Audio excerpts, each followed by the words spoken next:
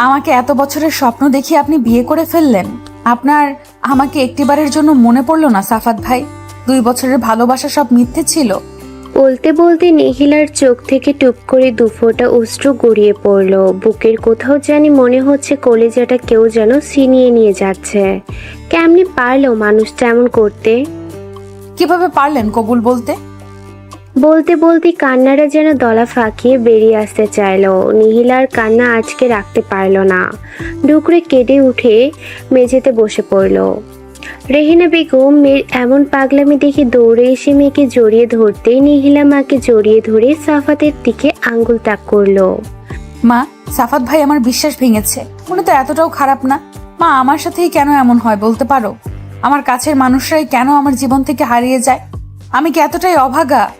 নিহিলার কথা শুনে সাফাত মাথা তুলে তাকালো। অপরাধ বোধে তাকে ঘিরে ধরেছে।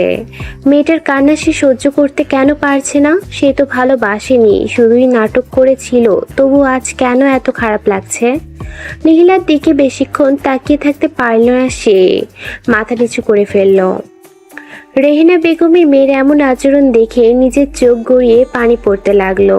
ড্রয়িং রুমে সবাই নিশ্চুপ হয়ে নিহিলার দিকেই তাকিয়ে রইল। হাসি খুশি নিহিলার এমন পাগলামি কেউ বিশ্বাস করতে পারছে না। নিহিলাকে নিয়ে রেহেনা বেগম রুমে চলে যেতেই ড্রয়িং রুমে থাকা ঘরের প্রতিটা সদস্যের দৃষ্টি দরজায় দাঁড়িয়ে থাকা সদ্য নবদম্পতির দিকে পড়ল। সোফাতে আমান শেখ বাড়ির কর্তা মাথায় হাত দিয়ে বসেছিল। এতক্ষণ থম মেরেই ছিলেন। এইবার উঠে এসে নতুন দম্পতি তথা তার ছেলের দিকে এগিয়ে এলেন। আমি নিজেকে যথাসম্ভব শান্ত রাখতে চাচ্ছি, কিন্তু পারছি না। শান্তভাবেই বলছি, বেরিয়ে যা তুই। এ ঘরে তোর আর জায়গা হবে না। বাবা, এমন করতে পারো না বাবা। আমান শেখ ছেলের সামনে বরাবর এসেই তার গালে সজোরে থাপ্পড় বসিয়ে দিল। সাফাত গালে হাত দিয়ে বাবার দিকে তাকিয়ে রইল। কিভাবে পারলি তুই এটা করতে? আমার ছেলে হিসেবে পরিচয় দিতেও লজ্জা করবে। এই শিক্ষা দিলাম তোকে? এত কষ্ট করে মানুষ করার ফল এটাই দিলি? বলতে বলতে তিনি কেঁপে উঠলেন। বোঝাই যাচ্ছে রাগ সংবরণ করার চেষ্টায় আছেন তিনি, কিন্তু পারছেন না।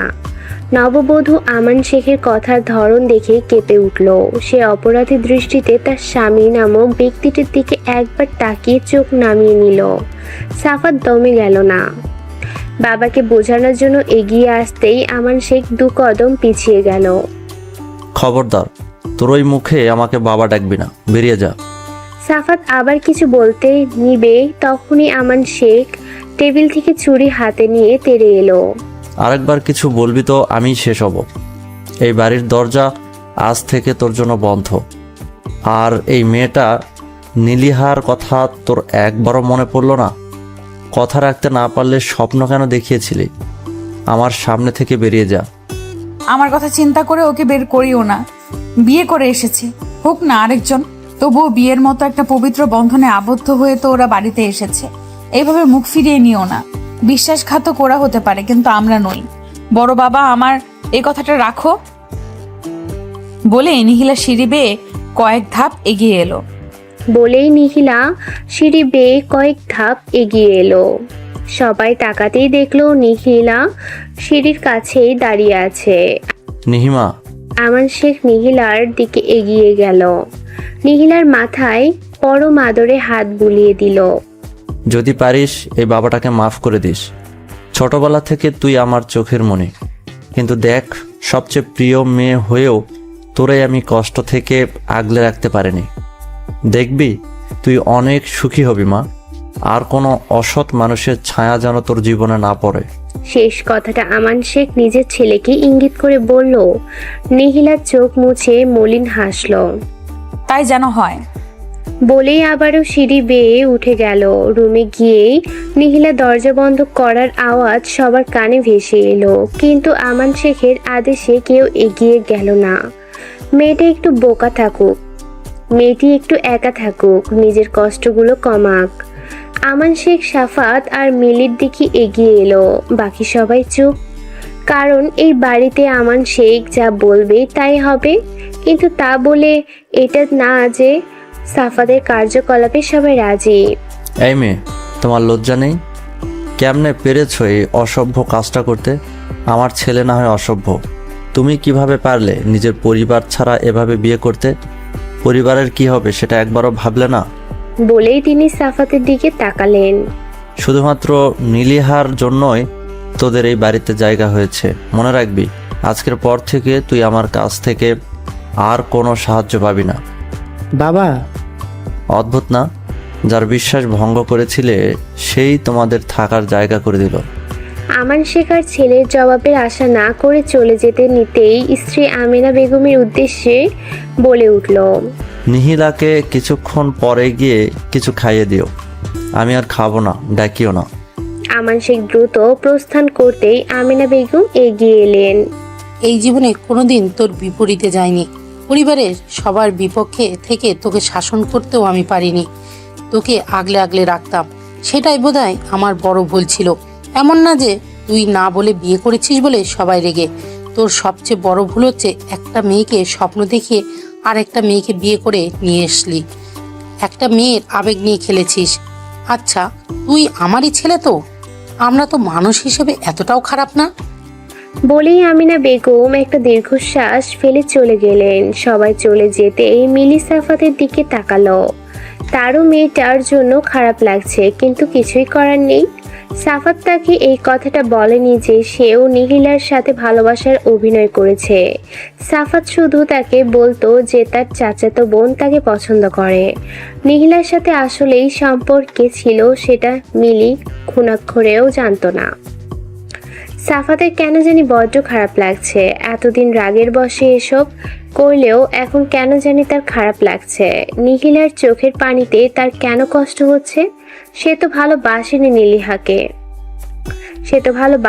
নিহিলাকে। তবে কেন এমন করছে? কেন এমন লাগছে? সে কি বেশি করে ফেলছে? এই বাড়িতে আমান শেখ সব ছেলে মেয়েদের থেকে নিহিলাকে একটু বেশিই ভালোবাসে, এমনকি নিজের ছেলে সাফাতের থেকেও।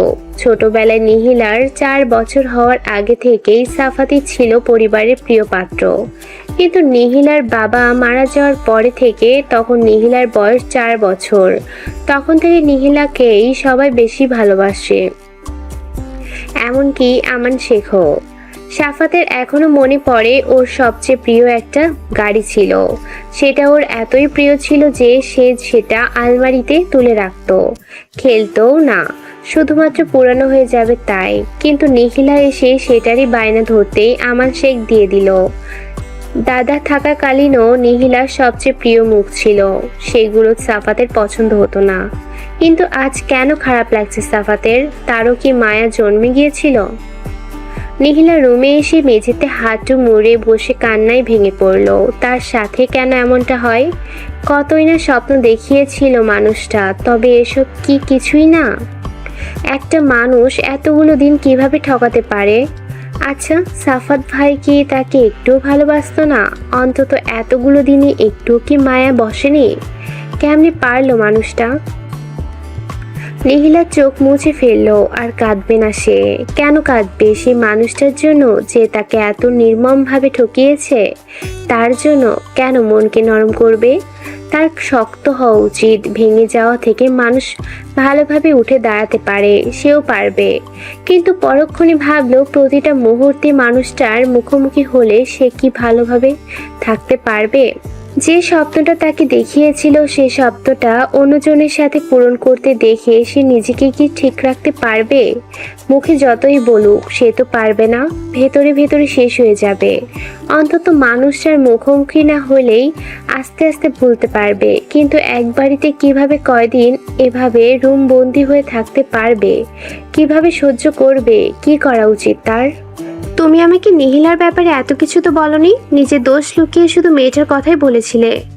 রুমে ঢুকেই মিলি কথাগুলো সাফাতের উদ্দেশ্যে বলে উঠল।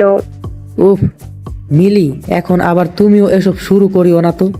এমনিতে অনেক ধকল গেছে, এইবার একটু শান্ত হতে দাও আমায়। ও, এতক্ষণ নিচে দাঁড়িয়ে সব শুনছিলে, আর এখন আমি বলাতে তোমার শান্ত হওয়া দরকার, তাই না? আমার মাথা খারাপ করিও না। বলেই সাফাত বেলকনিতে চলে গেল আর মিলি খাটে বসে পড়ল। সাফাতকে বিয়ে করেছিল একটু শান্তির জন্য, আর সেখানে হয়ে গেল হিতে বিপরীত। এই বাসায় থাকলে তো তার মাথা মিনিটে মিনিটে গরম হবে, তবুও প্রথমে মন জয় করার চেষ্টা তো করা লাগবেই, তারপরে না হয় অন্য ব্যবস্থা নেওয়া যাবে। এমনিতেও পরিবারের সবার ব্যবহারে সাফাতের বিপরীতে চলে গিয়েছে সবাই, তাই মিলিও তার মনে যায় আসে তাই করবে। নিহিলা ব্যালকনির মেঝেতে হাঁটু মুড়ে বসে রইল। প্রতিদিনকার মতো আজকেরও আকাশ তেমন একটা সুন্দর না, চাঁদও স্পষ্ট না। চারদিকে চাঁদের আলোয় একটু আলোকিত হলেই কিছু সময় পরে পরে এক গুচ্ছ মেঘপুঞ্জ এসে চাঁদকে ঘিরে নিয়ে আবারও চারদিক অন্ধকারে ঢেকে দিচ্ছে। ক্ষণে ক্ষণে হালকা হালকা বাতাস এগিয়ে আসছে। রাতের আধারে হালকা বাতাস, ওই যে সামনের ওই বিল্ডিং এর আলোগুলো আস্তে আস্তে নিভে যাচ্ছে। কারো ঘরের আলো আগে নিভছে আর কারো ঘরে পরে, এরই মাঝে আস্তে আস্তে সব আলো নিভে গেল। নিহিলা উকি দিয়ে পাশের ব্যালকনিটার দিকে তাকালো। ভেতরে আলো জ্বলছে, হয়তো ঘুমায়নি। এতদিন সাফাত ভাইয়ের সাথে এই ব্যালকনিতে বসে বসে গল্প করত, স্বপ্ন বুনেছিল ওই ব্যালকনিটা একদিন তার সংসারের অংশ হবে। আচ্ছা, সাফাত ভাইয়ের কি একটুও মনে নেই? সেই ভাবনা মনে আসতেই নিহিলা নিজের উত্তরই বের করে নিল। মনে থাকবেই বা কেন? উনি তো মনে থাকার জন্য করেনি, নিহিলাকে নিয়ে শুধুই খেলেছিল। এত এত সময় সব মিথ্যা ছিল। নিহিলা দৃষ্টি ফিরিয়ে নিল। রাস্তায় শোরগোল ধীরে ধীরে মিলিয়ে যাচ্ছে। আজকের আগে থেকে এভাবে সবকিছু পর্যবেক্ষণ করা হয়নি, তা ভেবেই নিহিলা চাঁদের দিকে তাকিয়ে হাসল। চাঁদটাও ঠিক তারই মতো। আচ্ছা, পাশের রুম এত সময় আলো কেন জ্বলছে? এখনো গল্প করছে? ভাবতেই নিহিলা নিজের বোকামি দিকে হাসলো। তারা যাই করুক, ওর কি? ওর তো কিছু যায় আসে না, কিন্তু আসলেই কি তাই? সে তো সহ্য করতে পারছে না। প্রতিটা মুহূর্তে তাদের ছায়া এভাবে পড়লে সে তো এগিয়ে যেতে পারবে না। পর মুহূর্তে কি যেন মনে পড়তেই সে দ্রুত রুম থেকে মোবাইল নিয়ে আসলো। মোবাইলে তড়িঘড়ি করে কিছু একটা দেখে খুশি হয়ে গেল। তার একটা স্বপ্ন যে বাকি আছে। এতদিন সাফাত ভাইয়ের সাথে সম্পর্ক ছিল বিধায় ইচ্ছেটা নিজের মনের মধ্যেই পোষণ করে রেখেছিল, কিন্তু এখন তো সে মুক্ত। এখন শুধু বড় বাবাকে বলার পালা। সকালে উঠে মিলি রান্নাঘরে প্রবেশ করলো। এই বাড়িতে তাকে খুব কথা শুনতে হবে, সেই মানসিকতা নিয়েই সে রুম থেকে বেরিয়েছে।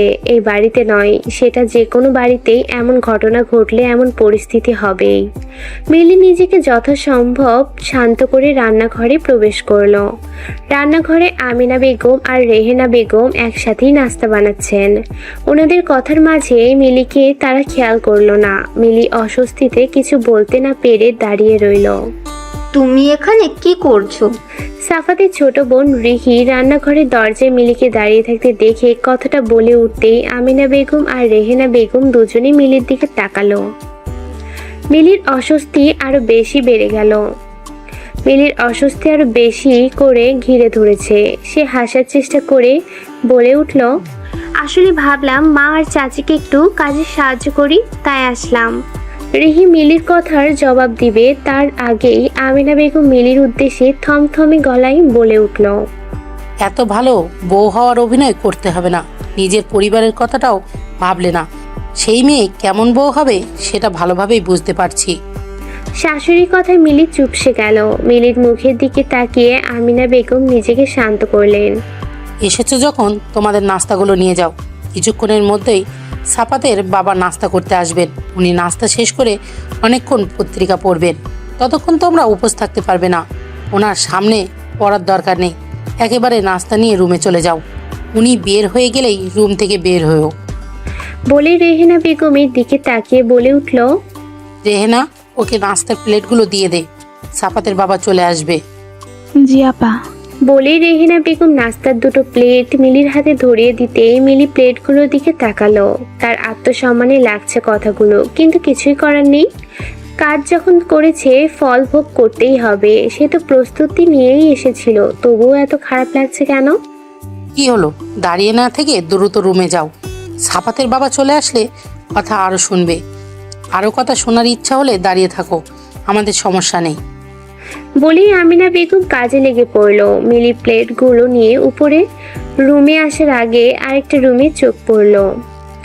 যখন উপরে এসেছে তখনই এই রুমের দরজা বন্ধ ছিল, আর এখনো বোধহয় এটাই নিহিলা। মেয়েটার রুমে প্লেটগুলো নিয়ে ঢোকার আগে মিলি নিজেকে প্রস্তুত করে নিল। সে রুমে ঢুকেই বসে পড়ল। সাফাত সবেমাত্র ওয়াশরুম থেকে বেরিয়ে মুখ মুছছিল। মিলিকে ওইভাবে বসে পড়তে দেখে ব্রু কুঁচকে তাকালো। কি হয়েছে? মিলি চুপ রইল। তার চুপ থাকাতে সাফাত এগিয়ে এলো। এই মিলি, কি হয়েছে? নিচে কেউ কিছু বলেছে তোমাকে? আসলে কথাটা বললে তোমার হয়তো খারাপ লাগবে। মিলির কথা শুনেই সাফাত তাচ্ছিল হাসলো। খারাপ লাগা? আর সে আর কিছু খারাপ লাগার বাকি আছে নাকি, সেটাই ভাবলো সে। বলো। আমি রান্নাঘরে গিয়েছিলাম তোমার মাকে কিছু সাহায্য করব বলে, কিন্তু উনি আর তোমার ওই চাচি আমাকে অপমান করে বের করে দিয়েছে। এই প্লেটগুলো এমনভাবে দিয়েছে মনে হয়েছে কোনো মানুষকে দেয়নি, এগুলো পশুর জন্যই দেওয়া। মিলির কথা শুনেই সাফাত বেরিয়ে যেতে গেলে মিলি পথ আটকে দিল। এখন তুমি গিয়ে কিছু বললে আবার কথা উঠবে, আর কয়েকদিন সময় নাও তুমি। আমান শেখ চা শেষ করেই নিহিলা এসেছে কিনা জিজ্ঞেস করে আজ উপরে চলে গেল। এই প্রথম তিনি চা শেষ করে পত্রিকা না পড়েই চলে গিয়েছে।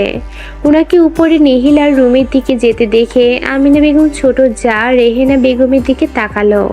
উনি তো নিহিলা রিহির রুমে কোনোদিনও যায়নি। নিহিলার রিহি বসেই ছিল। মূলত রিহি নিহিলাকে এটা ওটা বলে হাসাচ্ছে। ওদের সামনে ভিডিওতে কেউ একজনও চেষ্টা করছে নিহিলার মন ভালো করতে। নিহিলাও ওদের কথায় সায় জানাচ্ছে। তখনই রুমের বাইরে থেকে দরজার ঠোকা পড়ল। নিহিলার রিহি অপরের দিকে তাকালো। তাদের রুমে আসলে কেউ তো ঠোকা দেয় না, কিন্তু পরবর্তীতে আসবে কথাটি শুনতেই তারা দুজনেই দাঁড়িয়ে পড়ল। বড় বাবা, তাও বা এই রুমে কেমনে সম্ভব, সেটাই ভাবছে তারা। রিহিলাও অবাকের চরম পর্যায়ে। নিহিলা ভেতরে আসতে সম্মতি দিতেই আমান শেখ ভেতরে এসে খাটের একপাশে বসলো। নিহিলাকেও বসতে বললেও সে দাঁড়িয়েই রইল। তারা একে অপরের দিকে বারবার তাকাচ্ছে। আমান শেখ আবারও বসতে ইশারা করতেই ওরা বসে পড়ল। তিনি দু মেয়ের মাথায় হাত বুলিয়ে দিল। দেখতে দেখতে কত বড় হয়ে গেল আমার পরি দুটো, ভাবতেই পারছি না। নিহিলা রিহি দুজনেই আজকে অবাকের পরে অবাক হচ্ছে। তারা চোখ তুলে বটগাছ নামক ছায়াটির দিকে তাকালো। ওনার চোখ দেখে নিহিলা বুঝতে পারলো ওনাকে অপরাধ বোধে ঘিরে ধরেছে। তিনি যে এই মেয়ে দুটোকে কতটা ভালোবাসে তা ওনার চোখ দেখলেই যে কেউ বলে দিতে পারবে। কিন্তু ছোটবেলা থেকে ব্যবসার দিকে মন দিতে গিয়ে একটা দূরত্ব সৃষ্টি হয়েছে। সেই বাধার কারণে দেয়াল তৈরি হয়েছে, যে দেয়ালটি টপকিয়ে মেয়েদের কাছে আসতে পারেন না।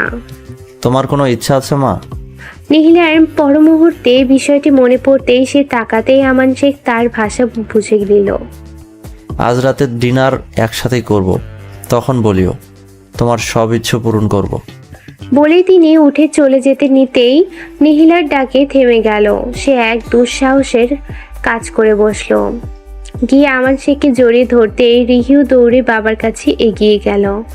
রিহিলার মনে হচ্ছে এত এই বটগাছ নামক মানুষটির সাথে ভয়ের দেয়ালটা ভেঙে গিয়েছে। এত শান্তির জায়গা। আমান শেখ প্রথমে কিছু সময় স্তব্ধ ছিল, পর মুহূর্তে নিজেকে সামলে মেয়ে দুটোকে দু হাতে আগলে নিল। অবশেষে তাদের সম্পর্কের এই সংকোচ কাটল হয়তো। দরজা ধাক্কানোর শব্দে নিহিলার ঘুমের ব্যাঘাত ঘুরতেই সে বিরক্তিতে চোখ মুখ কুঁচকে নিল। চোখ খুলতেই নিজেকে ব্যালকনির মেঝেতে আবিষ্কার করলো। তাড়াতাড়ি মোবাইল হাতে নিতেই দেখলো দুপুর 2টা বাজে। সকালে বড় বাবা বের হতেই সে বেলকনিতে নিজের ফুল গাছগুলোর পাশে এসে বসেছিল। আজ নতুন 2টা গোলাপ ফুটেছে, একটা কাঠগোলাপের কলি এসেছে, পাশেই নয়নতারাগুলো ঝাঁকে ঝাঁকে ফুটে আছে। গোলাপ গাছটা তাকে সাফাত ভাই দিয়েছিল, ভেবেছিল ভালোবেসে দিয়েছে হয়তো, তাই নিহিলা আজ অনেকগুলো দিন ধরে যত্ন করে যাচ্ছিল। এতগুলো দিন পরে আজ ফুল ফুটলো, কিন্তু তার কেন জানি তেমন খুশি লাগছে না। তবুও নিজের মনকে ভুলানোর তবু নিজের মনকে ভোলানোর জন্য দেয়ালে মাথা হেলিয়ে ফুলগুলো ছুঁয়ে ছুঁয়ে স্মৃতিস্মরণ করতে করতে কখন যে চোখগুলো লেগে এসেছে বুঝে উঠতে পারেনি।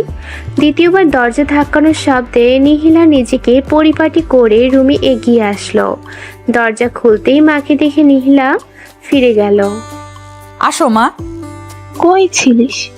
দিন দুপুরে দরজা বন্ধ করে আছিস কেন? ও একটু ঘুমিয়েছিলাম। বলে নিহিলা আলমারির দিকে এগিয়ে গেল। তুই তো এই সময় কোনোদিনও ঘুমাস না। রেহেনা বেগম সন্দেহসূচক চাহনি দিয়ে কথাটা জিজ্ঞেস করতেই নিজের পর মুহূর্তে কি যেন একটা ভেবে খাটের দিকে এগিয়ে গেল। মায়ের কথা শুনে নিহিলা নিজেও ভাবল, তার তো এই সময় ঘুমানোর অভ্যেস কোনো কালেই ছিল না। দুপুর সময় বাড়ির সবাই রেস্ট করলেও সে শুধু ঘুরঘুর করত। তার ধারণা অনুযায়ী ঘুম হচ্ছে শুধুই রাতের জন্য, দিনের বেলা কিসের ঘুম? অথচ আজ নিজেই এমন সময় ঘুমালো। এখন তো প্রায় যায় মা, তুমি হয়তো রান্নায় ব্যস্ত থাকো তাই জানো না। জানো এখন ঘুমটাও অনেক ভারী হয়ে গেছে। এই যে তুমি একবার ডাকলে শুনতেই পেলাম না। রেহেনা বেগম মেয়ের দিকে তাকালো। তার ছোট বাচ্চা মেয়েটাও কত কথা লুকানোতে শিখে গেছে। রেহেনা বেগম মেয়ের দিকে তাকালো। তার ছোট বাচ্চা মেয়েটাও কথা লুকাতে শিখে গেছে। সে যাতে আর কোনো প্রশ্ন না করে তাই কি সুন্দর করে কথা ঘোরাচ্ছে। অথচ তিনি জানেন নিহিলা অনেক নরম স্বভাবের মেয়ে। ছোটবেলা থেকে কিছু না হতেই কেঁদে কেটে পুরো বাড়ি মাথায় তুলতো। স্কুলে সামান্য কেউ বকা দিলেও সহ্য করতে পারতো না। আর এখন এত বড় বড় ঘটনার পরেও কাউকে কিচ্ছুটি না বলে মনের ভিতর বিশাল বড় পাথর চাপা দিয়ে কি নিঃসংকোচে কথা ঘুরাচ্ছে, যেন সব স্বাভাবিক। অথচ মেয়েটা ভেতরে ভেতর শেষ হয়ে যাচ্ছে। সেটা রেহেনা বেগম নিজেও বুঝতে পারছেন, কিন্তু কিছুই করতে পারছেন না। তিনি মেয়ের বিছানার দিকে তাকিয়ে একটা মলিন শ্বাস ফেললেন। তার এই মেয়েটা ছোট থেকে অনেক গোছানো স্বভাবের। কোনোদিন উঠে তার বিছানা গোছাতে হয়নি। নিহিলাই গুছিয়ে ফেলতো উঠার সাথে সাথে। অথচ আজ বিছানাটা এলোমেলো। তিনি বিছানা ঝাড়তে ঝাড়তে মেয়েকে ফ্রেশ হয়ে আসতে বলতেই নিহিলা বাধ্য মেয়ের মতো ওয়াশরুমের দিকে পা বাড়ালো।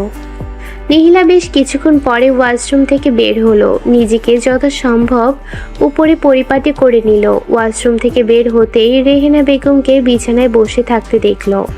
রেহেনা বেগম মিষ্টি হেসে মেয়েকে কাছে ডাকতেই নিহিলা এগিয়ে এসে মেঝেতে বসে মাকে জড়িয়ে ধরে কোলে মাথা লুকালো। খাবি না? এই পৃথিবীতে সত্যিকারের বন্ধু হলো মা, যার কাছে মন খুলে কাঁদা যায়, যার কাছে কোনো কিছু বিশ্লেষণ করার আগেই বুঝে নেয়। মায়ের কথায় নিহিলা আরও ভালোভাবে মাকে জড়িয়ে নিল। খাবো একটু পরে, একটু থাকো। রেহেনা বেগম কিছু না বলে মেয়ের মাথায় পরম আদরে হাত বুলাতে লাগলেন। সে জানে তার এই মেয়ে মন খারাপ হলেই তাকে কাছে চায়, যেমনটা ছোটবেলায় করত। কেউ কিছু বললেই আগে এসে মায়ের কোলে এভাবে মুখ খুঁজে কান্না করত। এরপর কান্না করে হালকা হয়েই সব বলতো। অথচ এইবার এত বড় কষ্ট পেয়েও মেয়ে তার কাছে আসলো না, শুধুমাত্র মা কষ্ট পাবে বলে। সেটা রেহেনা বেগম বুঝতে পেরেছেন। তার মেয়েটা যখন থেকে বুঝতে শিখেছে একটু আধটু, তখন থেকেই মায়ের কাছে এসে আর কষ্টগুলো বলে না, কিন্তু আনন্দগুলো ঠিকই সবার আগে মাকে এসে বলবে। রেহেনা বেগম একটা দীর্ঘশ্বাস ফেললেন। তার মেয়েটা এত বুঝদার। মায়ের কষ্ট হবে ভেবে নিজের কষ্টগুলো আড়ালে ঢেকে রাখে, যাতে তার মা কষ্ট যেন দুঃখ না পায়। মায়ের কষ্ট হবে ভেবে নিজের কষ্টগুলো আড়ালে ঢেকে রাখে, যাতে তার কষ্টে মা যেন দুঃখ না পায়। নিহিলার চোখ বেয়ে অশ্রু নির্গত হলো। কাঁদবে না করেও তার কান্না চলে আসে। সে বুঝতে পারলো এই বাসাতে তার আর থাকা হবে না। এই বাড়িতে থাকলে প্রতি পদে পদে তার অতীতের স্মৃতিগুলো হানা দিবে, যেটা সে সহ্য করতে পারবে না, যেটার ফলে নিজের জীবনকে সে গুছিয়ে তুলতে পারবে না। রেহেনা বেগম মেয়ের চোখের পানি দেখে মেয়ের মুখ তুলে পানিটুকু মুছে দিল। কাঁদে না মা, নিজেকে এমন ভাবে তৈরি করবি যাতে কেউ সহজে কাঁদাতে না পারে। এইটার মাধ্যমেই মনে কর আল্লাহ তোর জন্য ভালো কিছু রেখেছে। শুকরিয়া আদায় করে এই ভেবে যে এমন বদ ছায়া থেকে আল্লাহ তোরে আগে আগে সরিয়ে দিয়েছে, সতর্ক করে দিয়েছে। যেটা হয়েছে ভালোর জন্য হয়েছে। মাঝে মাঝে হোঁচট খাওয়া ভালো, জানি অনেক কষ্টকর, কিন্তু এই হোঁচট খেয়েই মানুষ ভালোভাবে বাঁচতে পারে। যেমনটা এই ঘটনার পরে তুইও মানুষ চিনতে শিখেছিস। ওপরে মানুষ ভালো দেখালেও প্রকৃতপক্ষে ভেতরের মুখোশটা যে ভিন্ন, সেটা তো বুঝতে শিখেছিস। জীবনে চলতে গেলে এমন হাজারো কিছু হবে, কিছু কিছু স্মৃতি মাথা থেকে সরিয়ে দেওয়া উচিত। না হয় জীবনে চলা কঠিন। সামনে যে এখনো তোর সম্পূর্ণ জীবন রয়ে গেছে। আমি জানি আমার মেয়ে সব ভুলে জীবনকে গুছিয়ে নিয়ে সামনে এগিয়ে যেতে পারবে। নিহিলা মাকে আরো গভীর করে জড়িয়ে ধরলো। এই মানুষটা তার মন ভালো করা ওষুধ। এত সুন্দর করে কেমন বোঝাতে পারে? সে চায় তার এই মানুষটা কোনোদিন কষ্ট না পাক, অথচ সেই মানুষটার কপালেই প্রিয় মানুষটা নেই। এমন কেন হয়?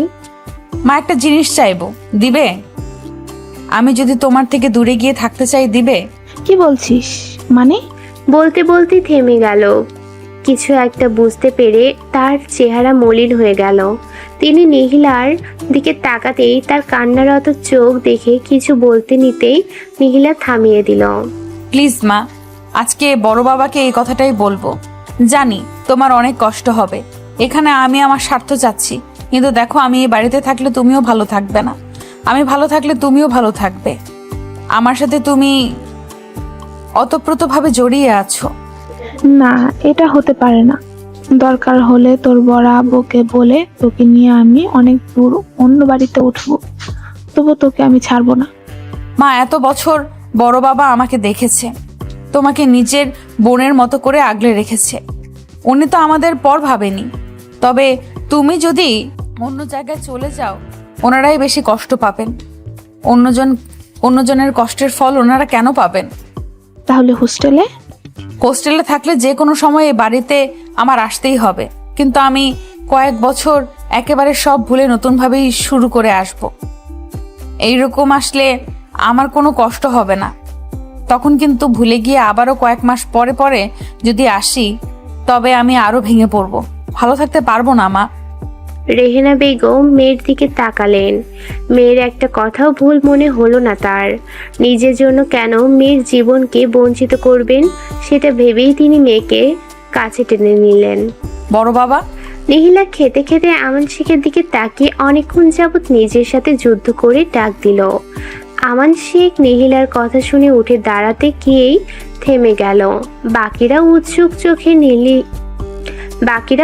চোখে নিহিলার দিকে তাকিয়ে আছে, কারণ এ বাড়িতে একটা নিয়ম আছে যে খাওয়ার সময় কোনো কথা বলতে নেই। এটা মূলত নিয়ম না, কিন্তু আমান শেখের খাওয়ার সময় কথা বলা পছন্দ না বিধায় সবাই চুপচাপ খাওয়া শেষ করে। একটা টু শব্দও হয় না। তাই তো এতক্ষণ নিহিলা নিজের সাথে যুদ্ধ করে প্লেটের ভাতগুলো নাড়াচাড়া করছে। আর নিহিলা জানে তার কথাটা বলতে হলে এইখানেই বলতে হবে সাহস সঞ্চয় করে, কারণ আমান শেখ খাওয়ার পরপরই রুমে চলে যান। হ্যাঁ বলো। নিহিলা নিজেকে যথাসম্ভব শান্ত রাখার চেষ্টা করলো। কিছু বলতে চাইছো, নির্দ্বিধায় বলে ফেলো। আমি যদি এমন কিছু চাই যেটা তোমাদের পছন্দ না, সেটা কি মেনে নেবা? নিহিলার কথায় আমান শেখ হাসলো। এতক্ষণ গম্ভীর করে কথা বলছি, তাই বলার সাহস পাচ্ছে না তো? এইবার বলো দেখি। আমি বাইরে গিয়ে পড়তে চাই। নিহিলার কথায় বাকিরা স্তব্ধ হয়ে রইল। আমান শেখ বেশ স্বাভাবিক আছেন, মনে হচ্ছে তিনি আগে থেকে জানতেন নিহিলা এমন কোনো সিদ্ধান্ত নিবে। কোথায়? তুমি কি পারবে? বাকিরা আমান শেখের দিকে অবিশ্বাস্য নজরে তাকালো। তারা বিশ্বাস করতে পারছে না যে নিহিলা বলল আর আমান শেখ স্বাভাবিকভাবে রাজিও হয়ে যাচ্ছেন। আমি স্কলারশিপ পেলেই যাব, আর আমার মনে হচ্ছে আমি পাবো। এতে খরচও অনেক বেঁচে যাবে, আর আমি পারবোই বাবা। কোথায়? তুমি কি পারবে? খরচের কথা চিন্তা করিও না, আমি আছি তো। তুমি আমান শেখের অংশ হয়ে এমন কথা মানায় না। হ্যাঁ, স্কলারশিপ হলে তো ভালোই, না হলেও সমস্যা নেই। তবে তোমার সব কিছু ভাবতে হবে। আবেগের বশে বলিও না মা। ওই অচেনা জায়গায় তোমার কেউ নেই, সেই প্রস্তুতি নিয়েই যাবে। আর সবকিছু সম্পর্কে পুরোপুরি ধারণা নিয়ে যাবে। জি। নিহিলা কথাটা বলবে কি বলবে না ভাবলো।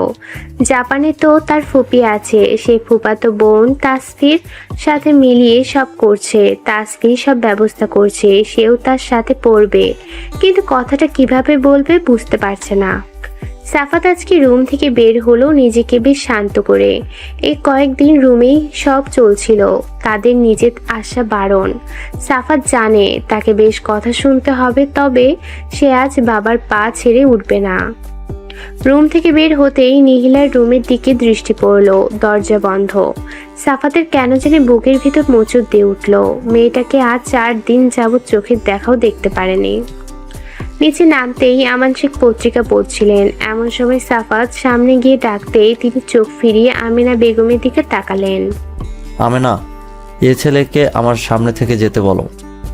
বাবা প্লিজ এমন। সাফাতকে বাকি কথাটুকু বলতে না দিয়ে আমান শেখ সোফা ছেড়ে পত্রিকা ছুঁড়ে উঠে চলে যাওয়ার জন্য পা বাড়াতেই সাফাত গিয়ে বাবার পা জড়িয়ে ধরে বসে পড়ল। বাবা তুমি যতক্ষণ না মাফ করবে আমি তোমার পা ছাড়বো না। একটা ভুল করে ফেলেছি, মাফ চাইছি আমি। সাফাতের কথা শুনে আমান শেখ পা ছাড়িয়ে নিতে চাইলেও পারল না। সাফাত আরো জোরে বাবার পা জড়িয়ে নিল। তোমার মনে হচ্ছে এটা ছোট ভুল? কই, এ কয়দিন রুমের ভেতর বউ নিয়ে তো ভালোই ছিলে, কি দরকার পড়েছে তোমার? বাবা তুমি যা বলবে তাই করব। তোমার এত কঠোরতা মেনে নিতে পারছি না আমি। যা বলবো তাই? হ্যাঁ।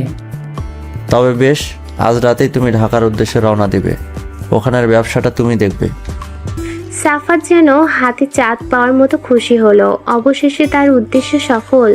সে তো এত সব মিলির কথা অনুসারে করছিল, না হয় বাবার পাকে ধরে শুধুমাত্র সম্পত্তির জন্য, কারণ সেদিনই বাবা বলে দিয়েছিল সাফাত এ ঘরের কিছুই পাবে না। সেই কথার রেশ ধরে মিলি এতক্ষণ ধরে বুঝিয়েছিল, এভাবে রুমে বসে থাকলে কাজের কাজ কিছুই হবে না, এতে ওরা আরো পরিবারের চোখে খারাপ হবে। সাফাত তৃপ্তির হাসল। যাক, অবশেষে সব মিটলো বলে সাফাত দ্রুত পায়ে রুমে উদ্দেশ্যে পা বাড়াতে নিতেই আমান শেখের ডাকে থেমে গেল। উপরে কই যাচ্ছ? আমি তো কাজ বুঝিয়ে দেইনি। মিলিকে কাপড় গুছাতে বলতে যাচ্ছি, সব তো গুছাতে হবে। সাফাতের কথায় আমান শেখ হাসলো, যেন তিনি ছেলে সব বুঝে ফেললেন। এত সহজে তো হবে না। কিন্তু মিলি তো না, তুমি একাই যাবে। আর হ্যাঁ, অফিসের ফোনেই সব করবে, এই কাজটা গুরুত্বপূর্ণ। দিনে একবার বাড়ির ফোনে কল করবে, শুধু 5 মিনিট। আমি চাই না কারোর পাল্লায় পড়ে আমার কাজটা তুমি হেলাফেলা করে করো। উপর থেকে মিলি এসব শুনতেই রেগে গেল। এই বৃদ্ধকে সে ভোলা ভালা মনে করেছিল, কিন্তু তা তো না। সাফাত চলে গেলে সে কেন থাকবে এখানে? বেশ কিছু সময় পরে সাফাত রুমে এসে খাটে বসতে মিলি এগিয়ে আসলো। তোমার বাবা কি বলেছে? কি বলেছে সব তো শুনতেই পেয়েছো, আবার জিজ্ঞেস করছো কেন? শুনতে পেয়েছি মানে?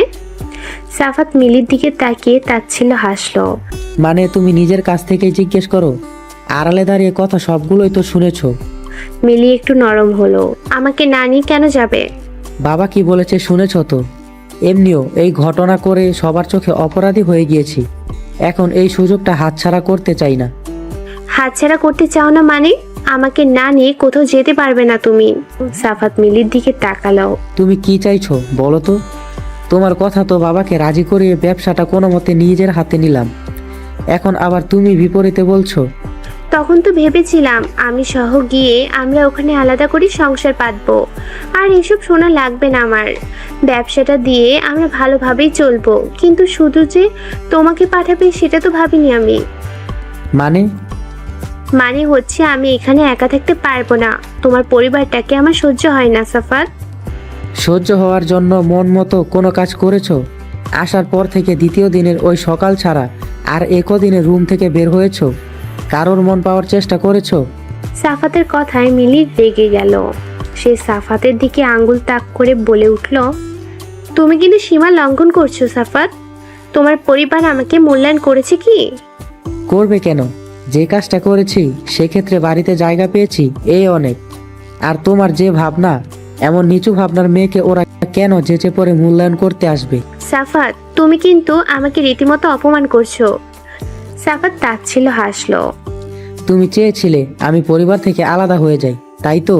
সাফাতের কথায় মিলি আমতা আমতা করে বলে উঠল, না সেটা কেন চাইবো, তুমি ভুল বুঝছো আমায়। মিলির কথায় সাফাত আর জবাব দিল না। সে কাপড় নিয়ে হনহনিয়ে ওয়াশরুমে চলে গেল। সে যেন বিয়ের আগের মিলি আর এই মিলির সাথে মিলাতে পারছে না। মিলি নিজের পরিবার ছেড়ে এসেও কোনো মন খারাপ বা অনুশোচনা নেই। সাফাতের তখন ভালোবাসার উপরে আর কিছু মাথায় আসেনি। বিধায় তার মনে হয়েছিল মিলি যেটা করছিস ঠিক করেছে। এমন পালিয়ে বিয়ে, তবুও নিজেকে মানিয়ে নেওয়ার চেষ্টা না করে আলাদা সংসার পাতার ভাবনা নিয়ে এসেছে। তাও বা বিয়ের 4 দিনের মাথায়। এখনো সপ্তাহ পেরোয়নি। সাফাতে নিজেকে নিজের অসহায় লাগলো। নিহিলার সাথে অন্যায়টা না করলেও পারতো। সে কি মানুষ চিনতে বড়সড় ভুল করে ফেললো? নিজের ভবিষ্যৎ নিজেই কি শেষ করলো? কি হবে পরবর্তীতে? এর মধ্যে 3 দিন কেটে গেল। নিহিলা রুম থেকে কোনো কাজ ছাড়া বের হয়নি। আজ বের হয়েছে। শুনেছি সাফাত ঢাকায় যাবে আজ। 1 মাস পরে ফিরে আসবে। সেদিন সে যদি কাজটা ভালোভাবে মনোযোগ দিয়ে করতে পারে তবে বড় বাবা তার প্রতি সিদ্ধান্ত নেবেন। নিহিলা রুম থেকে বের হয়ে সিঁড়ির কাছে আসতে দেখলো সাফাত উপরে উঠছে। নিহিলা সাফাত উঠা পর্যন্ত দাঁড়িয়ে রইল। সাফাতের দৃষ্টি আজ অনেক দিন পরে নিহিলার দিকে। নিহিলা দ্রুত পদে নেমে নিতেই সাফাত হাত ধরে ফেলল। নিহিলা হাতের দিকে একবার তাকিয়ে রাগী চোখে সাফাতকে শাসালো। হাত ছাড়ুন সাফাত ভাই। নিহিলার এমন ক্রোধপূর্ণ কথায় সাফাত সাথে সাথে হাত ছেড়ে দিল। নিহিলাকে কেমন অগোছালো লাগছে। অথচ এই মেয়েটাই এই বাড়িতে ছোটবেলা থেকে গোছানো স্বভাবের। সব সময় বাড়ি মাতিয়ে রাখতো, অথচ এই প্রথম বাড়িটা এত নির্জীব লাগছে। সাফাতের অপরাধ বোধে জেগে উঠল। তার জন্যই কি সবকিছু এলোমেলো হয়ে গিয়েছে? কেমন আছিস তুই? ভালোই আছি। আমাকে কি ক্ষমা করা যায় না নিহু? আর আমার নাম নিহু নয়, নিহিলা। আর কিছু মনেও রাখিনি। ক্ষমার প্রশ্নেই আসে না। সাফাতের কণ্ঠ অসহায় শোনালো। তার এমন কণ্ঠে নিহিলা শক্ত থাকতে পারছে না। ভেতরে ভেতর কোথাও জানি রক্তক্ষরণ হচ্ছে। বলে সে নিচে নেমে গেল। সাফাত ওখানেই ঠায় দাঁড়িয়ে রইল। এই মেয়েটিকে দেখে তার এমন কেন লাগছে? মনে হচ্ছে সে হীরা চিনতে ভুল করে ফেলেছে। সে যদি এই দিন এমন হবে জানতো তবে কোনোদিন মিলির রাখা ফাঁদে পা দিত না। তবে সে কি নিহিলার সাথে অন্যায়ের ফল পাচ্ছে? সাফাত বেরিয়ে যাওয়ার সময় মিলি তার নিজের মতো করে মোবাইল চালাচ্ছিল। একবার ফিরেও তাকালো না। মিলির এমন ভাব দেখে সাফাতও আর আদিক্ষেতা করে ডাকলো না। সে কাপড় ব্যাগ নিয়ে নিজের মতো করে রুম থেকে বেরিয়ে গেল। মিলি সাফাতের এমন অবজ্ঞা আচরণ দেখে রেগে গেল। সে বসা থেকে উঠে দাঁড়িয়ে খাটের মাঝে মোবাইলটা ছুঁড়ে মারলো। সাফাত তাকে একবারও বলল না। সে ভেবেছিল যাওয়া শেষ সময় মিলির এমন ব্যবহার পেয়ে সাফাত অনুশোচনায় ভুগে তার কাছে এসে মাফ চাইবে। মিলি যা বলবে সাফাত তা করবে। তবুও মিলি যেন ক্ষমা করে দেয় সেটাই বলবে। তারপর মিলি ক্ষমার পরিবর্তে শর্ত দিবে যে এই কাজে যেভাবেই হোক মিলিকে যেন নিয়ে যায়। তারপর সাফাত আমান শেখের কাছে গিয়ে বাবার বিরুদ্ধে গিয়ে অনেক জোরাজোরি করে মিলিকে সহ নিয়ে যাবে। কিন্তু কিছুই হলো না। সাফাত উল্টো তার রাগও ভাঙানোর চেষ্টা করলো না। মিলির এখন নিজেকে নিজেরই বোকা মনে হচ্ছে। কেন সকালে রাগের মাথায় ওইসব বলে দিতে গেল? সকালে যদি ওইভাবে এসব না বলতো তাহলে এখন পরিস্থিতিটা এমন হতো না। মিলির এখন কান্না পাচ্ছে। সে এখানে একা কিভাবে থাকবে? সাফাত বাবা মায়ের রুমে গিয়ে বাবাকে বলে বেরিয়ে পড়লো। নিহিলা ব্যালকনিতেই দাঁড়িয়েছিল। সাফাত নিচে গাড়ির পিছনে ব্যাগ ঢোকাতে এসে উপরে চোখ যেতেই দেখলো নিহিলা তাকিয়ে আছে। নিহিলা মূলত সাফাত বেরোবে সেই ভাবনা ভেবেই ব্যালকনিতে দাঁড়িয়েছিল। কিসের টানে দাঁড়িয়েছিল সে জানে না, কিন্তু তার মনে হলো একটিবার গিয়ে দেখি মানুষটাকে। এই মানুষটা আবার যখন ফিরবে তখন হয়তো নিহিলা বহু দূরে চলে যাবে, আর দেখা হবে না। আজকেই সাফাত ভাইয়ের স্মৃতির সাথে এটাই ওর শেষ দেখা। প্রতিবার সাফাত ভাই যখনই বাইরে এভাবে ব্যবসার জন্য যেত, ততবারই নিহিলা মেইন দরজা অবধি এগিয়ে দিয়ে দৌড়ে রুমে এসে এইভাবে বেলকনি দিয়ে বিদায় জানাতো। আজও তার ইচ্ছে হলো, কিন্তু সব ইচ্ছে কি আর পূরণ হয়? সাফাত নিহিলার দিকে তাকিয়ে হাসার চেষ্টা করলো, অথচ এখন তার স্ত্রী এভাবে তাকে বিদায় দেওয়ার কথা ছিল, কিন্তু সে করলো না তো। অথচ সাফাত যাকে অবজ্ঞা করেছে সেই দাঁড়িয়েছে। সাফাতের অন্যবারের কথাগুলো মনে পড়ে গেল। প্রতিবার এভাবেই নিহিলা বেলকুনিতে দাঁড়িয়ে হাসি মুখ করে বলতো, নিজের খেয়াল রাখবেন সাফাত ভাই, আমার জন্য আসার সময় কিছু নিয়ে আসবেন, খালি হাতে ঢুকতে দিব না। এতদিন অপেক্ষার ফল হিসেবে নিশ্চয়ই কোনো উপহার আনবেন, খাবার ঠিক মতো খাবেন। সাফাত হাসলো, এখন এসব অতীত। মেয়েটা আর এভাবে কোনোদিন বলবে না। কেন নিজের দোষে এমন রত্নকে সে হারিয়ে ফেলল? অথচ এই বিয়ে দিয়েই তার চেয়ে মুক্তি পেতে চেয়েছিল সাফাত। তবে বিয়ে করেও কেন শান্তি পাচ্ছে না? কেন মেয়েটার মায়া ভুলতে পারছে না সে? সাফাত নিজের ভাবনা দেখেই তাচ্ছিল হাসলো। সে ভাবনা থেকে বেরিয়ে উপরে আবারও তাকাতে দেখলো নিহিলা নেই। সে রুমের ভিতরে চলে গিয়েছে। সাফাতের খারাপ লাগলো। এই প্রথম মেয়েটি এত চুপ ছিল। এমনভাবে তো নিহিলাকে মানায় না। মন থেকে একটা চিৎকার ভেসে এলো, যেন সাফাতকে বলছে, এসব কিছুর জন্য তুই নিজেই দায়ী সাফাত। একটা হাসি খুশি চঞ্চল মেয়েকে কেমন নির্জীব বানিয়ে দিয়েছিস, এর ফল উপরওয়ালা তোকে দিবে। কথাটা ভাবনাতে আসতেই তার নিজেকে নিজে আফসোসে ঘিরে ধরলো। নিজের প্রতি ঘৃণা জন্মাতে শুরু করলো। এতটা খারাপ কিভাবে হলো সে? সাফাত গাড়ি ছেড়ে দিতেই নিহিলা রুম থেকে বেরিয়ে এলো। সাফাতের গাড়িটা যতক্ষণ মিলিয়ে যায়নি ততক্ষণ তাকিয়েই রইল। আগের বারের কথাটা বারবার মনে পড়ছে। কেন এমন হলো? কেন এমন লাগছে তার? জীবনের একটা পর্যায়ে এসে ভালোভাবে উপলব্ধি করা যায় কারোর উপর অতিরিক্ত আশা রাখা উচিত না। যে মানুষটা তত বেশি আশা রাখে সে মানুষটা তত বেশি কষ্ট পায়।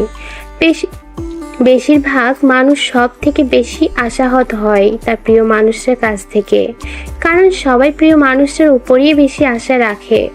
মনে মনে তারা যা ভেবে রাখে তার বিপরীতটাই পেয়ে থাকে, এতে কষ্টও বেশি পায়। প্রিয় মানুষটার উপর আশা রাখা দোষের কিছু না, আশা রাখা স্বাভাবিক, কিন্তু অতিরিক্ত আশা রাখা দোষের। যেমনটা নিহিলার বেলায় হয়েছে, সে সাফাতের উপর অতিরিক্ত আশা রেখে ফেলেছিল, যার ফলে বিপরীতটাই হয়ে কষ্ট পাচ্ছে।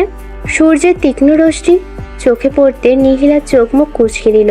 বিরক্তিতে চক্রান্ত শব্দ করে কপাল কুঁচকে তাকাতেই দেখলো কেউ একজন জানালার পর্দা সরিয়ে দিয়েছে। নিহিলা রিহি ভেবে বিরক্তির সূচক চেহারা করে ফেলল। রিহির বাচ্চা, পর্দা লাগা বলে সে পাশ ফিরে লেপ টেনে আবারও চোখ বন্ধ করে ঘুমানোর চেষ্টা করলো। ঘুম আসবে না যেন আবার ঘুমানোর ভান ধরছিস কেন? মায়ের কথা শুনে নিহিলা চোখ মুখ খিচে উঠে বসলো। সে এতক্ষণ ভেবেছিল রিহি তার সাথে মজা করছে, তাই রেগে কথাটা বলেছিল। তাহলে ভাঙলে কেন মা? রেহেনা বেগম মেয়ের কথা শুনে মেয়ের কাছে এগিয়ে কপালে হাত ছুলো। কি হয়েছে মা? সেটা তো তুই বলতে পারবি। তুই তো এত বেলা অবধি কোনোদিন উঠিসনি। এখনো কিসের বেলা? বলতে বলতে নিহিলা ঘড়ির দিকে চোখ পড়তেই নিজেও বোকা বনে গেল। এত বেলা অবধি ঘুমালাম? রেহেনা বেগম মেয়ের কাছে এগিয়ে এলেন। রাতে ঘুমাসনি তাই না? নিহিলা মায়ের কথায় তাড়াহুড়ো করে বিছানা থেকে নেমে কাপড় নেওয়ার জন্য ছুটলো। কি যে বলো না মা, রাতে ঘুমাবো না কেন? রেহেনা বেগম মেয়েকে আর খাটালেন না। তিনি জানেন মেয়ে তার কথা ঘুরাচ্ছে। রেহেনা বেগম মেয়েকে আর ঘাটালেন না। তিনি জানেন মেয়ে তার কথা ঘুরাচ্ছে। রেহেনা বেগম মেয়েকে আর ঘাটালেন না। তিনি জানেন মেয়ে তার কথা ঘুরাচ্ছে, কিন্তু এই কথাটা লম্বা করতে তারও ইচ্ছে হলো না। তাই আর কিছু জিজ্ঞেস করলেন না। তার মাঝে মাঝে খারাপ লাগে, বুকটা খালি খালি লাগে নিহিলার জন্য। তার কি মেয়ে কি হয়ে গিয়েছে সেটা ভেবে খারাপ লাগাটা কাজ করে। তার মেয়ের দিকে ধ্যান দেওয়া উচিত ছিল। নিজেকে ব্যর্থ মা হিসেবে মনে হচ্ছে। আফসোস বোধে ঘিরে ধরেছে। আগে যদি মেয়ের খবরাখবর নিত তবে আজ পরিস্থিতিটা এতটা বাজে হতো না। সময় চলে যায় নিজস্ব গতিতে। যেটাই হোক না কেন, সময় কারোর জন্য থেমে থাকে না। নিজের মতোই বহমান। নীলার যাওয়ার সবকিছুই ঠিকঠাক। দেখতে দেখতে যাওয়ার সময়টাও ঘনিয়ে এসেছে। এই তো আজকে রাতটাই তার শেষ রাত। শেষ রাত বলতে আজকে সাফাত ভাইয়ের সবকিছুর শেষ। বোধহয় পরের বার যখন আসবে তখন এই স্মৃতিটা নিয়ে নিজের উপরে হাসাহাসি করবে নীলা। দিনগুলো খুব তাড়াতাড়ি যেন চলে গিয়েছে। সাফাতের অনুপস্থিতিতে নীলা যাওয়ার আগে দিনগুলো নিজের বাড়িতেই ভালোভাবে কাটাতে পারল। কিন্তু আসলেই কি ভালোভাবে কাটিয়েছে? রাত হলেই সব তিক্ত স্মৃতি হানা দেয়। এ কদিন ঘুমটাও পরিপূর্ণ হয়নি। যে নীলা সকাল হতেই ঘুম থেকে জেগে উঠতো, সেই নীলা এখন বেলা পর্যন্ত শুয়ে থাকে। গোছানো স্বভাবটা যেন হুট করে পাল্টে গিয়েছে। সবকিছু এলোমেলো হয়ে গিয়েছে। রাত হলে রুমের স্মৃতি থেকে পেরোতে ব্যালকনিতে গেলে আরো বেশি কান্না পায়। গভীর রাত নেমে এসেছে, চারিদিকে ঘুটঘুটে অন্ধকার। নীলার চোখে আজ ঘুম নেই। এতদিনেও ঘুমাতে পেরেছিল তা না, কিন্তু আজকেরটা ভিন্ন। এতদিন রাতের শেষ ভাগে হলেও ঘুমিয়েছিল, কিন্তু আজকে রাত পেরিয়ে যেতেও ঘুম যেন চোখে ধরা দিচ্ছে না। চোখের পানি বাদ মানছে না। কেন এত চোখের পানি আসছে সে বুঝছে না। সে তো কিছু মনে করছে না, তবে কেন এত খারাপ লাগছে? নীলাও আর চোখের পানি মুছল না। সে আজ কাঁদবে, খুব করে কাঁদবে। ব্যালকনিতে গিয়ে প্রিয় দোলনাতে হারান দিয়ে বসে আছে। আস্তে আস্তে ভোর হতে শুরু করেছে, কিন্তু নীলার হেলদোল নেই। চোখের পানি শুকিয়ে গিয়েছে, বোধহয় চোখও ক্লান্ত। নীলা হাসল। আজকে শেষ। সাফাত ভাইয়ের স্মৃতি এখানে আজকেই শেষবারের মতো মনে হলো। নীলা দূরের ওই হালকা আলোর আকাশটার দিকে দৃষ্টি দিল। এক দৃষ্টিতে তাকিয়ে থাকার কারণে দৃষ্টি ঝাপসা হয়ে আসছে, তবু সে ফেরালো না। সে আপন মনেই বিড়বিড়িয়ে উঠল, সাফাত ভাই কেন করলেন এমন? খুব কি ক্ষতি হতো? খুব কি ক্ষতি হয়ে যেত যদি আপনি আমাকে সত্যিকারের ভালোবাসতেন? একটু মনেও পড়ছে না আমাকে? আমার সুন্দর জীবনটাকে কেন এত বিশ্রী একটা অতীত হয়ে গেলেন সাফাত ভাই? নিজের মানুষ ভেবেছিলাম আপনাকে। আপনার জন্য পরিবারটাকে ছেড়ে যেতে হচ্ছে। চাইলেও ঘৃণা করতে পারছি না, তবুও মনে প্রাণে দোয়া করি যেটার জন্য আমাকে ছেড়েছেন সেটা যেন পূরণ হয়। আপনি যেন আমার মতো ধোঁকা না খান। একজন শুভাকাঙ্ক্ষী হিসেবে এটাই চাই। দোয়া করি আপনি যেন সুখেই থাকুন। শুধু মাঝখানে পড়ে আমাদের সুন্দর সম্পর্কটা হারিয়ে যাবে। নীলা কাঁদতে কাঁদতে হিচকি উঠে গেল, তবু সে থামল না। এই কান্নায় যেন সাফাত ভাইয়ের জন্য শেষ কান্না হয়, সেটাই মনে প্রাণে চাচ্ছে। আজকে পর থেকে আর কোনো স্মৃতি মনে আনবে না। চোখের পানি হয়েই জড়তে থাকুক হৃদয়ের গহীন ব্যথাগুলো। ভালোবাসার মানুষটার জন্য যত গহীন ভালোবাসা আছে সব আজ মুছে যাক বেপরোয়া মনের লোকায়িত দীর্ঘশ্বাস। নীলা আশেপাশে তাকালো। সকালে আলো ফুটে উঠেছে। তার সুন্দর সুন্দর গাছগুলোতে ফুলের পাহাড় পড়েছে যেন। এতদিন যত্ন করে সব গাছই এখন ফুল দিতে শুরু করেছে। নীলা দোলনা থেকে উঠে গাছগুলিকে হাত বুলিয়ে দিল। তোরাও কি আমি চলে যাব বলে খুশি? এতদিন তো এত সুন্দর করে ছিলি না। আমি চলে যাওয়ার সময় তোদের এত সুন্দর হতে হলো। আচ্ছা, আমাকে মনে পড়বে তোদের? এখন ফুল গাছ থেকেও জবাব আশা করছে সে। এই গাছগুলোকেও মনে পড়বে ভীষণ করে। সে পেছনে ফিরে ব্যালকনির আশপাশে তাকালো। ওই প্রিয় জায়গাটাকে বড্ড মনে পড়বে, কিন্তু কিছু ভালো সময়ের জন্য এইটুকু ত্যাগ তো দিতেই হবে। রেহানা বেগম ক্ষণে ক্ষণে কান্নার সুর তুলছেন। পাশে নীলা মাকে জড়িয়ে ধরে চুপটি করে বসে আছে। রেহানা বেগমের এমন আচরণ দেখে আমান শেখ ধমকে উঠল। আহ রেহানা, তুই এমন করলে মেয়েটা যাবে কিভাবে? ভাইজান, আমি এই মেয়েটাকে ছাড়া কিছু কল্পনাও করতে পারি না। আহ মা, তুমি এমন করিও না তো। মাত্র কয়েকটা বছরই তো। আমাকে তো সবসময় দেখবে। দেখতে পারবো, কিন্তু ছুতে তো পারবো না। রেহানা বেগমের এমন কথায় নীলা আমাকে আরো জোরে জড়িয়ে ধরল। আসলেই তো ভিডিও কল আর সামনাসামনিতে অনেক পার্থক্য। দেখা আর ছোঁয়া, এই মায়ের ঘ্রাণটা সে পাবে না। সবসময় এটা ওটার বায়না ধরা হবে না। মন খারাপ হলেই আর মাকে জড়িয়ে ধরে মায়ের আঁচলের ঘ্রাণটা নিতে পারবে না। আর কিছুটা সময় পেরোলেই সে চাইলেও আর মাকে ছুতে পারবে না। এটা ভাবতেই কান্না চলে আসছে, কিন্তু নীলা যত সম্ভব নিজেকে উপরে শান্ত দেখানোর চেষ্টা করলেও ভেতরে ভেতরে সে ঠিক নেই। এখন মনে হচ্ছে কেন এত দূরে এসব করতে গেল, কেন আকবরই এত সব করতে গেল। আবার পরবর্তীতে সাফাতের কথা মনে পড়তেই তার মনে হলো সে যা করছে ভালোই করেছে। অন্তত এই তিক্ত স্মৃতিটা তো ভুলতে পারবে।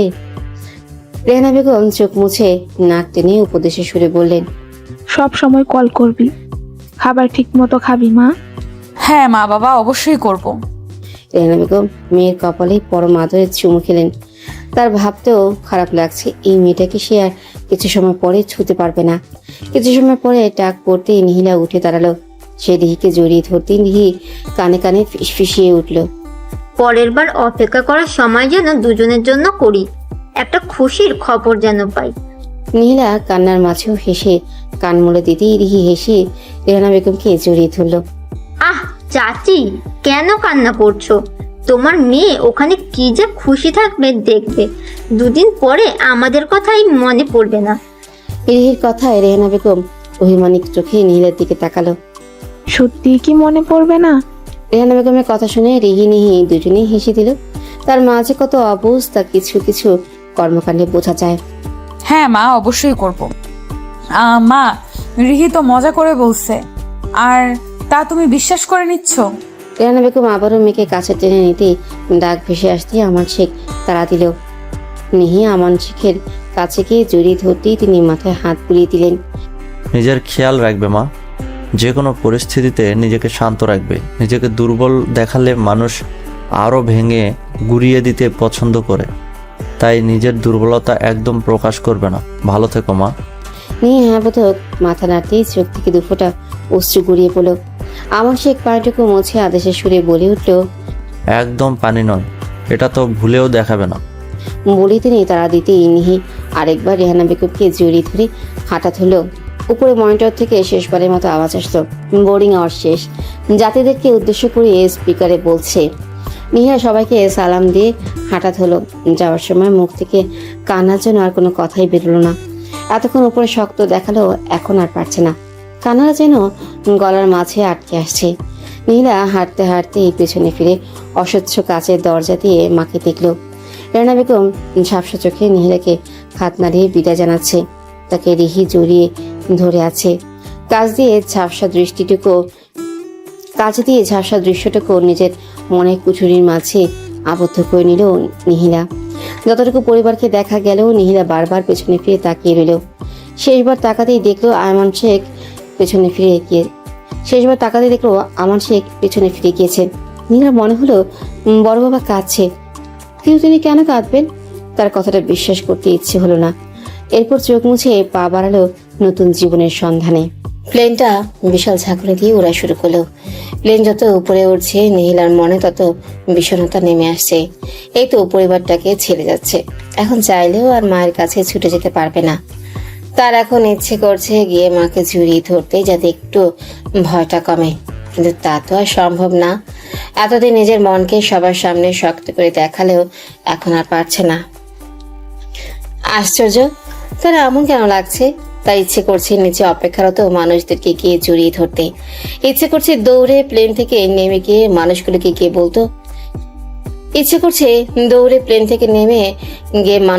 গিয়ে বলতে, শোনো, আমি তোমাদের ছাড়া থাকতে পারবো না, আমি কোথাও যাচ্ছি না।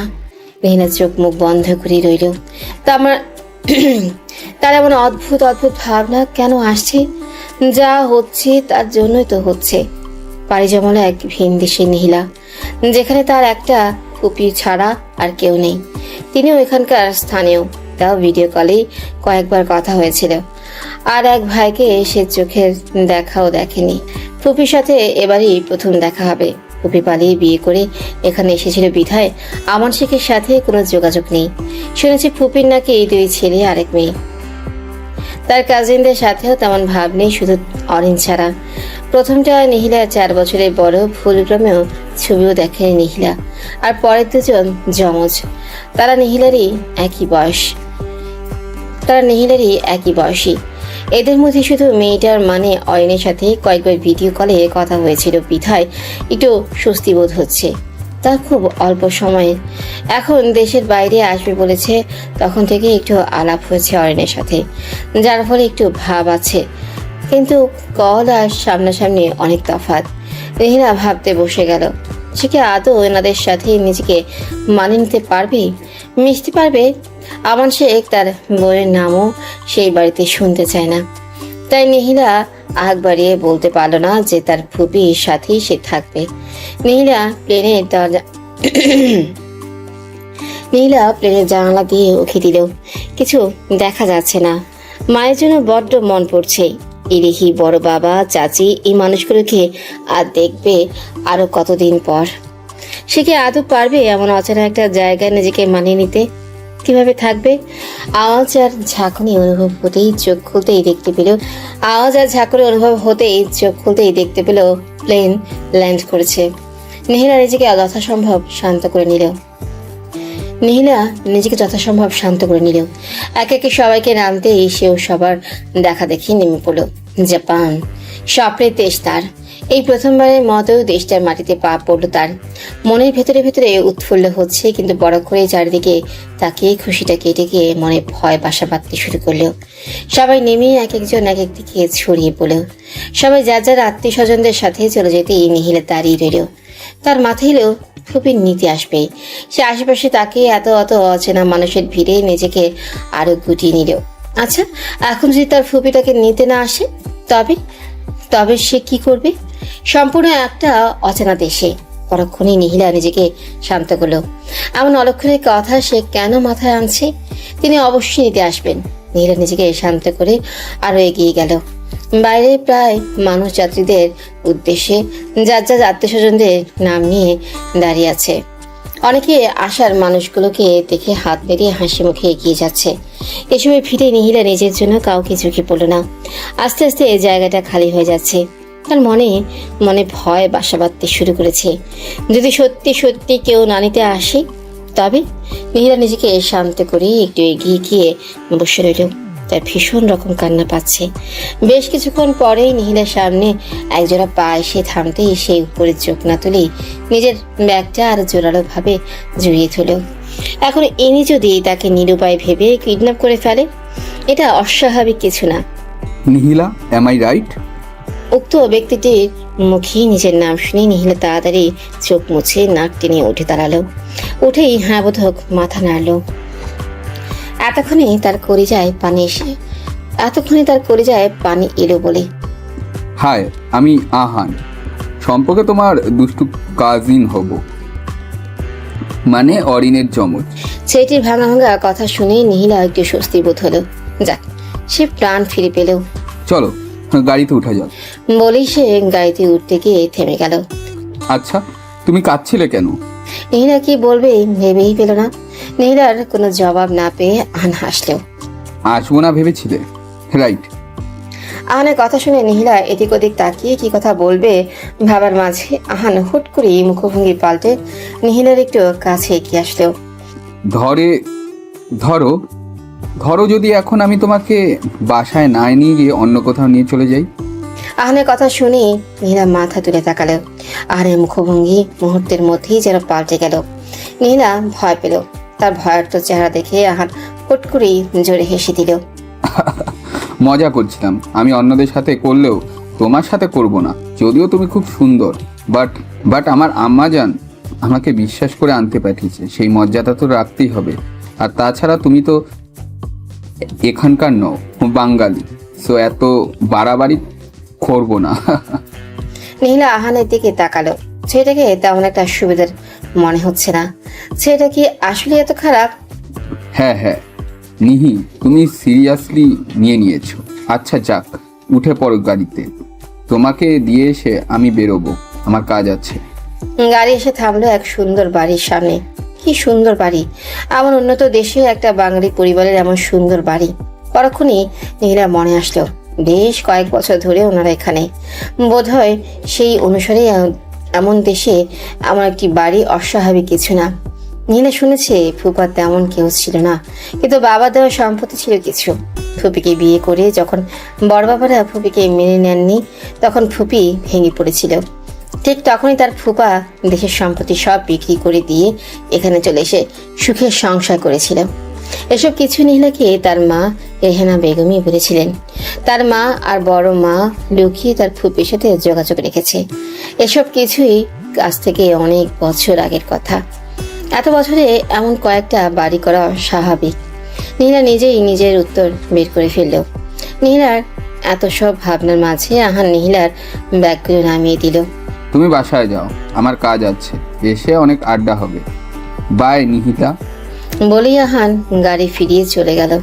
নীলা আহানের গাড়িটির দিকে তাকিয়ে ভাবলো, একটু ভদ্রতা দেখিয়ে ব্যাগগুলো নিয়েও দিল না। এখানে কি সবাই এমন? কই, নীলারা তো এমন নয়। তবে ছেলেটার মানুষের সাথে মেশার ক্ষমতা আছে বলতে হবে। নীলা একটা দীর্ঘশ্বাস ফেলেই ব্যাগগুলি কোনো মতে টেনে টেনে দরজার সামনে উপস্থিত হলো। দরজা খুলে দিল এক সুন্দরী মধ্যবয়স্ক মহিলা। নীলা শুরুতেই চিনে নিল। বেশ কয়েকবার মায়েদের সাথে ভিডিও কলে কথা বলার সময় নীলা দেখেছে এনাকে। তিনি দরজা খুলে নীলাকে টেনে নিল। আসসালামু আলাইকুম। নীলা নিজেকে গুটিয়ে নিল। এখন ভীষণ অস্বস্তি হচ্ছে। ওয়ালাইকুম আসসালাম মা, আসো আসো। বলতে বলতে তিনি নীলাকে জড়িয়ে নিলেন। আমার বিশ্বাসই হচ্ছে না এখনো, শেষ পর্যন্ত কত বছর পরে নিজের পরিবারের কাউকে কাছে পেলাম। কত বড় হয়ে গেছো, অথচ এত বছর পর কাছে পেলাম। তুমি আমার ভাইয়ের অস্তিত্ব মা, একদম ভাইয়ের মতো হয়েছো। কি মায়াবী, কেমন আছো? নীলা হাসার চেষ্টা করলো।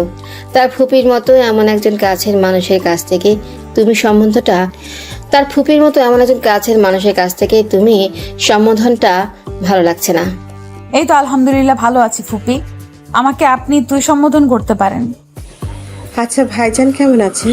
টিনা আহমেদ মলিন কণ্ঠে জিজ্ঞাসা করলেন। নীলা তাকালো। সে বুঝতে পারলো মানুষটি অনেক গভীর থেকে কথাটা বলেছে। এই তো ভালো আছেন। দেখছিস আমি কি পাগল, তোকে এখানে দাঁড় করিয়ে রেখেই কথা বলছি। বলেই তিনি দরজার বাহিরে উকি দিয়ে জিজ্ঞাসা দৃষ্টিতে নীলার দিকে তাকালো। আহান কই, পাজিটা তোকে বিরক্ত করেনি তো? আর ব্যাগগুলো তোকে দিয়েই আনিয়েছে, দেখছিস দেখছিস ছেলেটার কাজ কারবার। বলতে বলতেই তিনি কেউ একজনকে ডেকে নীলার ব্যাগগুলি উপরে রেখে আসতে বললেন। না না ফুপি, ব্যস্ত হবেন না, ভাইয়াটা আমাকে কোনো বিরক্ত করেনি। না ভাইয়া, আহান তুই রিহি অরিন একই বয়সের, হয়তো ওখানে থাকলে আজকে তোদের মধ্যে অনেক সুন্দর একটা সম্পর্ক থাকতো। বলে ইরিনা আহমেদ এক দীর্ঘশ্বাস ফেলেন। আচ্ছা অনেক ক্লান্ত তুই, যা গিয়ে ফ্রেশ হয়ে নে মা, তারপর আমি খাবার দিয়ে আসবো, এরপর ঘুমিয়ে নিস। না না ফুপি, আমি ফ্রেশ হয়ে ঘুমাবো। এর আগে তোমার মোবাইলটা একটু দিবা, মা বড় বাবাকে একটা খবর দেওয়া লাগবে। আচ্ছা। বলেই তিনি নীলাকে রুমে নিয়ে গেলেন। ঘুম ভাঙলো জানালার কাছে কেউ একজনের পর্দা সরানোতে। নীলা চোখ মুখ কোচকে আবার শুতে নিতেই টিনা আহমেদ ডাক দিলেন। রুম অন্ধকার করে এতক্ষণ ঘুমালে চলে? এই সকালে এসেছিস, এখন দিন শেষ হয়ে যাচ্ছে, উপোস থেকে এতক্ষণ ঘুমিয়ে আছিস, ক্ষুধা লাগেনি? উঠে পড়, কিছু খেয়ে দরকার হলে আবার শুইস। নীলার এক মুহূর্তের জন্য মনে হলো সে তার বাড়িতে ছিল।